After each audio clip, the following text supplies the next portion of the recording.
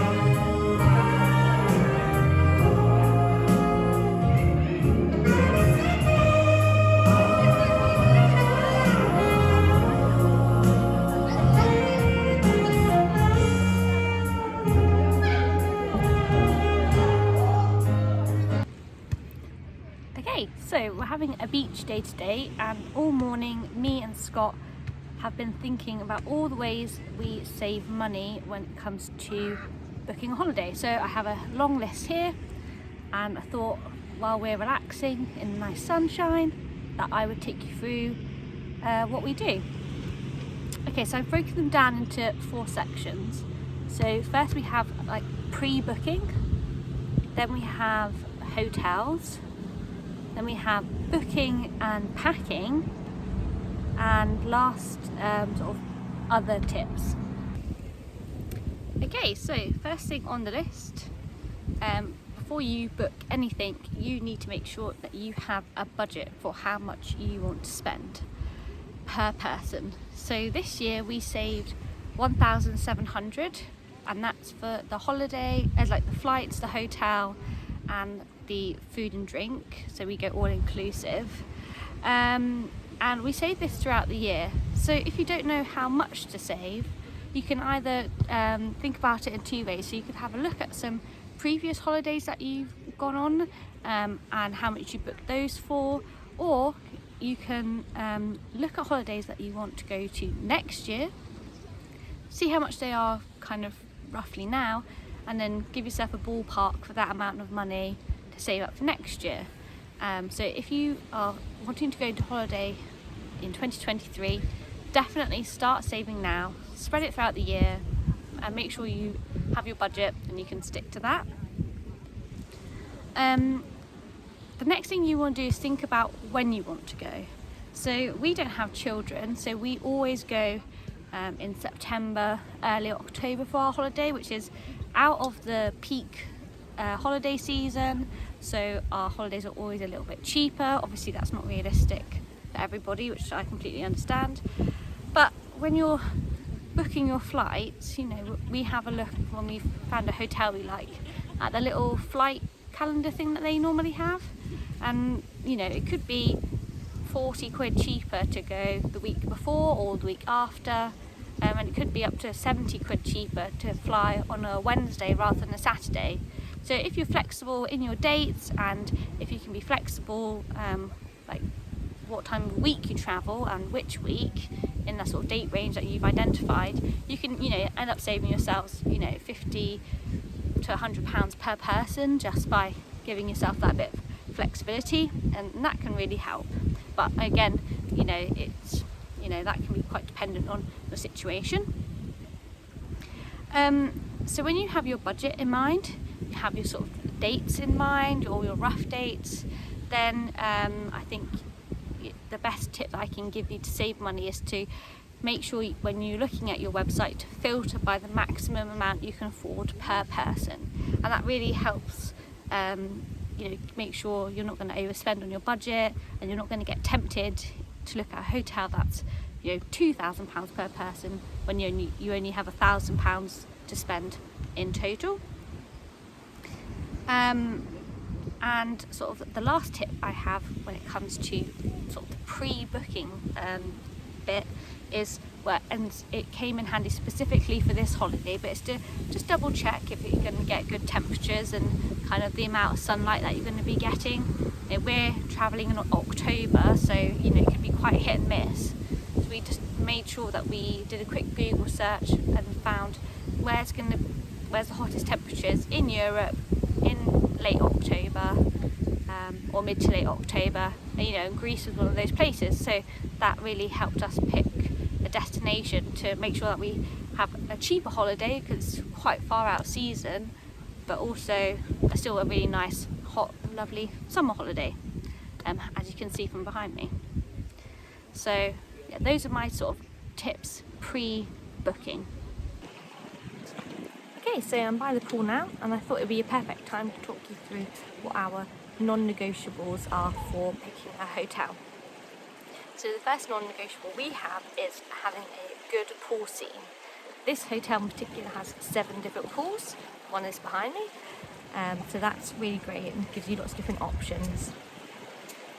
Another non-negotiable is being close to the beach. So this hotel is on the beach, and most of the hotels that we choose are on the beach, but we have to be at least 5-minute walk. That's probably the furthest distance away that we can be from a hotel, and that's, we love to go by the beach. So that's one of our non-negotiables. Another one is that it needs to be all-inclusive, and not just all-inclusive, but we need to have a number of themed restaurants. So we like to go to different themed restaurants, throughout the week, just to mix it up a little bit and to, make some nights a bit more special than others, rather than just eating at the main restaurant. And we also like to have various bars to go to. So this has pool bars, beach bars, swim bars, like an evening bar where tonight they're playing live saxophone music. So just, it gives you different atmospheres, and that's just really nice. And then the last non-negotiable, which is a bit more unusual, but we always choose hotels that are under an hour transfer from an airport. This just means that once you spend all day travelling to get to your hotel, you're not going to be spending another 3 hours on a coach being transported from the airport to the hotel. So we always choose hotels that are over 15 minutes but under an hour away from the airport when we get there. And just having a list of non-negotiables, just means you can narrow down your choices a lot quicker. You can always know that if you've got all those 4 things, that you're going to have a solid foundation, and it just helps you to stay within that budget if you know what you're looking for when it comes to hotels. So our tips for packing and booking your holiday are as follows. So when we looked for our holiday, we actually looked at different websites before we booked. So we happened to book this holiday with TUI, but we looked at First Choice and we had the exact same holiday, all the exact same things, but it was about 10 quid more expensive on First Choice. However, if we had looked at First Choice, it would have been £10 cheaper. It might be only £10, but it's a £10 saving for the exact same thing. So when you're looking to book your holiday, maybe check different providers to see if you can get the same thing cheaper somewhere else. When you're booking your hotel and your holiday, take them with a pinch of salt, but reading the reviews is so helpful. And also, don't just trust the photos on the website. Go to Google Earth, have a little look at the sort of actual pictures of the beaches, and that will help you decide which hotel to go for. It certainly helped us choose this hotel, and the beach here is really nice, so we're really glad we did that. Another way to save money on your holiday is to think about how you're going to get to the airport. So we had a look at both driving and parking at the airport, and also getting the train. If you're going to get the train, get a rail card. It's almost a given. Trains are so expensive nowadays. You almost have to have a rail card to be able to travel on the train at an affordable price.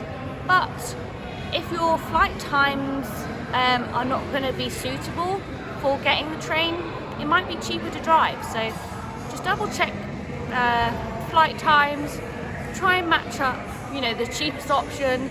You might have to pay £20 extra for a different flight, but if it's going to save you £40 in fuel because you don't have to drive to the airport, and you can get the train instead, that might be a good way to save. When you're booking your holiday, we don't buy any extras, and we save ourselves quite a lot of money doing this. So we don't buy extra luggage, we don't book private transfers, we don't book airport lounges, we don't book speedy boarding, we don't choose our seats if that's an option. It's just all those little things add up, and it could be hundreds of pounds extra on a holiday, and those are the things which might make travelling more comfortable, but are they actually going to make your holiday more enjoyable? Chances are it's a nice add-on, but you're not going to remember it, so don't waste your money on it. Another tip we have, which is more of a minimalist tip than a money saving tip, although it does save you money, is to not go over the top with new holiday clothes. So I have 3 items of clothing which are holiday specific, and everything else is just my normal summer wardrobe, which I would wear on holiday or not on holiday. And if you are going to buy new clothes for holiday, you can get them second hand. So I got a lot of mine on Vinted, but you know, charity shops are a good option. And if you are going to buy new, which I have bought some new clothes, you know, from the shops, shop at the end of the season. My swimming costume, which I've worn every single day this week, you know, that was discounted by 50% because it was the end of the season. They were trying to get rid of it. So another way to save yourself some money on things that you need to buy. When you're packing your bags, don't bring your own towels. It's just a waste of luggage space. They are the bulkiest items. They might even push you over the limit for your luggage, and you have to pay extra. So like towels are normally provided, so if you're packing, just don't bring them. You know, it's going to be fine. You're going to get them at the hotel, so I wouldn't worry about those. And the last thing we have on our list for money saving tips is to have a budget for spending money. So as I mentioned earlier, we had £1,700 for our budget for our hotel, our flights and our all-inclusive package. We have a separate budget for spending money, which includes excursions. And having that budget for spending has really helped us to not overspend and go crazy, especially when it comes to excursions, which can be expensive. But another tip I have for excursions is to, when you're booking them, if you pre-book them online, to just, before you click the checkout, have a Google, find a discount code. There's usually one available, and this time we saved 10% on our excursions, so that helps a lot. Okay, so some other sort of money saving tips we have for going on holiday are, if you're looking for a new book to read, instead of maybe buying a new book, you could check out your local library. It's a good way to find new things to read without having to buy something and take up valuable budget, and also helps out your local library by getting some usage. So a tip to save some money. Another thing is not to skimp on the sun cream. Make sure you bring plenty, and then also bring a little bag with some little supplies like plasters, paracetamol, antihistamines, anything like that, little safety pins, just so you don't have to pay unnecessarily to pick them up at the mini market in the hotel or at a local supermarket. So that's saves you a few extra pennies. Don't forget about your chargers and your adapter plugs, because if you have to buy them in the airport, they'll cost you a fortune, and they're much cheaper to buy them on Amazon before your holiday. And the last thing, which is kind of a minimalist mantra, you probably heard a lot of other minimalists say this, but it's, when you're thinking about souvenirs, don't buy rubbish, and don't feel like you have to buy something for everybody. Just if you're going to buy something, just make sure it's really worthwhile and you really are going to be able to cherish it, enjoy it, and just don't buy tat. So those are all of our money saving tips. I hope you enjoyed this video, our holiday vlog, and enjoyed coming away with us to Greece, and I'll catch you next week. Bye.